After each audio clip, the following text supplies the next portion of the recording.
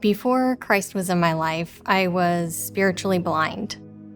I grew up in a Jewish family, and we went to synagogue on the high holidays, and I attended Sunday school on Sundays until I was confirmed. During that time, the name of Jesus just wasn't a word that we ever said. It was kind of an unspoken understanding that Jesus just wasn't for us. 5 years after I graduated from college, I decided to go back. One day I was just sitting outside of a classroom waiting for a class, and across the hall from me was a poster talking about their short-term study abroad programs. Before I knew it, I was standing on the island of Patmos with a class, and we were waiting in line. I turned to a couple of my classmates and I said something along the lines of, "This line is so long, what are we doing here? What is this little hut anyway?" Two of my classmates, very enthusiastically might I add, turned and said to me, Jenny, Revelation, John, the Bible?" And I was like, "Oh, the Bible, I'm Jewish. I have no idea what you're talking about." Whenever we got back to the States, they told me I should get my hands on the New Testament and read it just so that I knew where I was. But when we got back to the States, I didn't do that. I put it on the very bottom of a mental memo in the back of my line on some to-do list in my mind somewhere. A turning point in my life didn't actually happen until 2020. A friend of mine invited me over for a game night, and little did I know that one of the people at this game night would talk to me about Jews and our relationship with Jesus. But I didn't know how to answer any of these questions because I myself did not have a relationship with Jesus. I went home and got the Bible app and started reading the New Testament.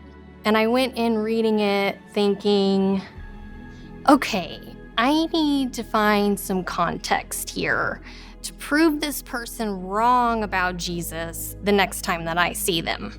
And I got done reading the New Testament and I thought, wait a minute, everything I just read is the truth. Something has to be wrong. Putting it all together, seeing how the New Testament wasn't a different Bible. It was a continuation of the Old Testament and a completion.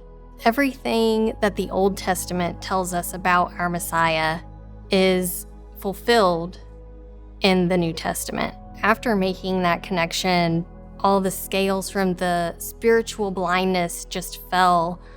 Jesus came for me, and he was and is and will always be the Messiah for everyone, not just for the Christians who read the New Testament, but he is for the Jews. He is the Jewish Messiah. I went from the name of Jesus being an unspoken word to feeling this sort of urge to tell everybody about him. This year in July, I had a way to go back overseas again. It was on a short-term mission trip to Cambodia to share Jesus' name and the gospel with children going through some of the struggles that I have.